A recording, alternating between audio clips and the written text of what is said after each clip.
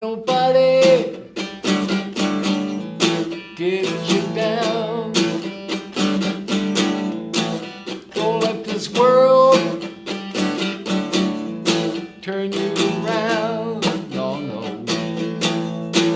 No more sorrow, pain. There's a new day, a new day, a new day coming down. Don't let nobody push you around. Jesus said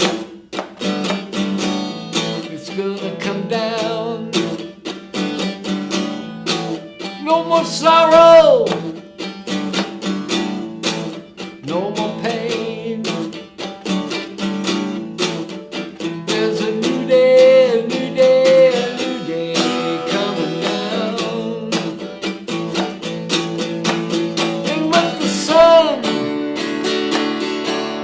shine on you. Have a good time, drink some wine. Ladies and gentlemen, namaskar and welcome to the another episode. I'm Mahalaxmi. You guys are watching the Mahalaxmi show. Without saying anything, I just want to welcome to my guest, singer and musician Clint Devies. Clint, welcome to the Mahalaxmi show. Well, thanks. Good to see you again. Yeah, it's been a while since I've talked to you. How are you? I'm doing pretty good. It's been 5-6 months. We tried to find you. We didn't figure out where have you been. Well, I was at the mission, and then I went back to the street. And they wanted me to pay there after a while. They were really good people. I got to say that, about the mission again. I have to say how nice of people they were to help me out when I didn't have nothing when I got here. But I had to start paying, and I didn't have enough money to pay at that point, so I went out in the street, went back out living homeless. You used to live in a homeless shelter, right? When we met first time. Yeah. In South Dakota, I was one for 2 years. So how about Orlando? I was there about 3 months Yeah. in a So homeless shelter there. why you left that Orlando homeless shelter? Well, I just couldn't afford to pay. To pay at that time. Jesse, my friend, got more per month than I do, and it just worked out that way. And then when I went out on the street, well, I got used to living that way. So, I go, because of the mission, you got to be there 3 o'clock every day, and I don't like being there 3 o'clock every day. 3 o'clock is when everything starts up.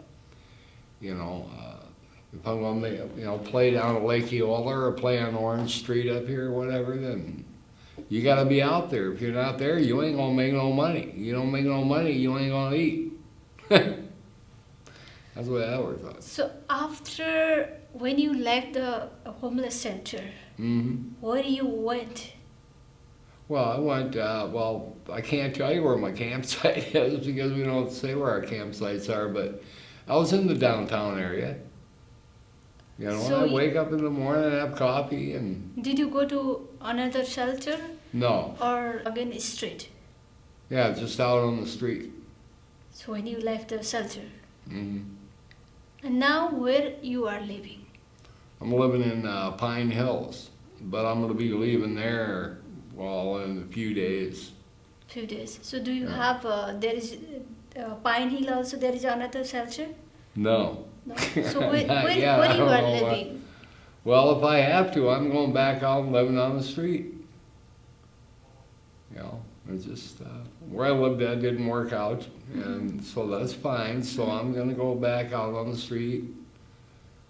And weirdly enough, I feel safe out there. I don't know how to explain it, and I don't know how to say anything because everybody say how dangerous it is, but after you get to know the street people and know what they're about and know that they're actually good people, they get a kind of a bad rap. They think that just because you're homeless, just because you're dirty, or just because you're black, or just because you're some color, that you're some kind of, they're judgmental. people, you know. So you have to, they look at you that way and you get a bad rap. So you mean, again, you are going in the street? Hmm. If that's where God wants me to go, I'll go. I said a prayer in South Dakota. I prayed one morning. I got up and I prayed and I said, God, I said, you show me what to do and I'll do it. And that's how I got here. Because 20 minutes later, them two nurses said, hey, you want to go to Orlando and we'll pay the ticket. And I'm like, you got to be kidding me. And they weren't kidding. And that night, I was on a bus on my way to Orlando, and I left where I lived my entire life for 60 years.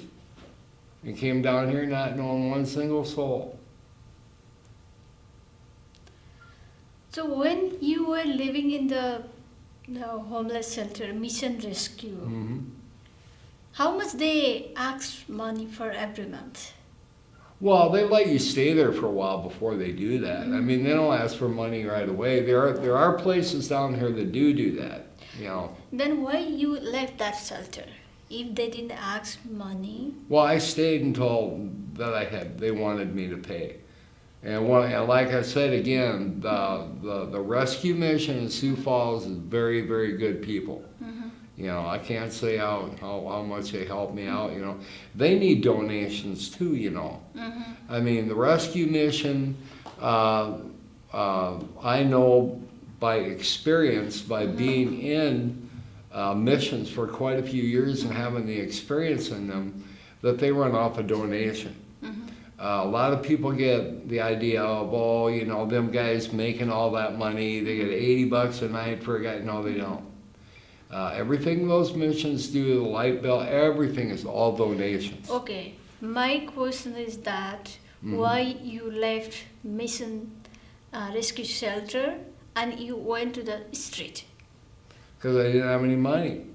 Okay, that means you need to pay every month shelter also, over there also? Well, eventually. Okay. You know, it takes time. How much you guys need to pay every month? I think it's $45 a week. It's not bad. I mean, Oh, it's not a whole 45. lot of money. You know, it's not like they're trying to take all your money. That's not the point. It was just that when that happened, it was towards the end of the month.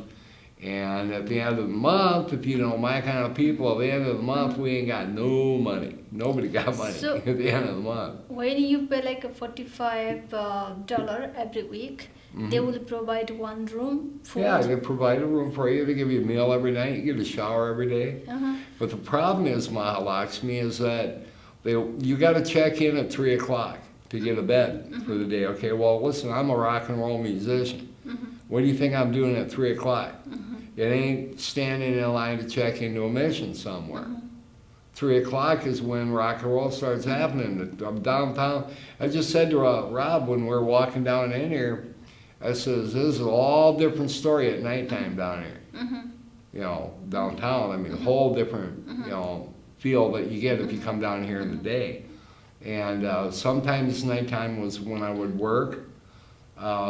Oddly enough, even though I don't make money at it presently, you know, my job was to go around these clubs here in Orlando and see what kind of music they're playing. Okay? Okay, due to your singing career, you could not able to stay in the shelter. Well, that's hard, yeah. It's Because at very nighttime you work and they want you there in bed at night. I mean, they're good people. I mean, they take people off the street and help them, but Okay. I don't, you know, and Joe went out of his way. You know, he actually let me, when I was playing down Lake Eola when I stayed there, excuse me, he actually said, Clint, don't worry about it. You go ahead and, you know, as long as you come to church tonight, we don't care. And they'd have church at 7, you know, or at 7 o'clock. So he let me go out and play. Okay, but I have met so many homeless people, but some homeless people, they don't want to stay there. Most of homeless people, they don't want to stay there. What is the reason why they don't want to stay in the shelter and they chose the street? One word, freedom. We want freedom. We don't want to be treated. society has a way of, when you're down and out, they love to kick a dog when he's down, okay? Because one thing people like, and that's control. And we're the kind of people that we don't like control. You know, I don't like it, man. You want to be telling somebody something to do, fine. Go out and tell the tree to do it. You know, I don't want your control. So, And that's why they do that. Because society, when they try to get out, try to control them, you know. okay, that means there is no freedom, you guys. No freedom when you get around these people that,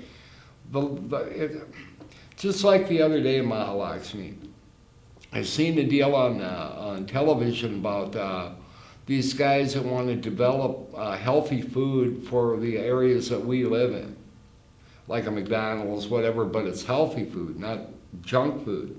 And they did a chart, and they show this chart of deprived areas that because of their diet, because of the food that they're eating in these areas, and we're right in the middle of it, you know, because we don't eat good. You know, the food that we have to eat is all the lowest cost food that you can possibly buy. You know, we can't afford no fancy, no nothing, because you're going to starve to death. Okay, so now where you are living? You already left a shelter.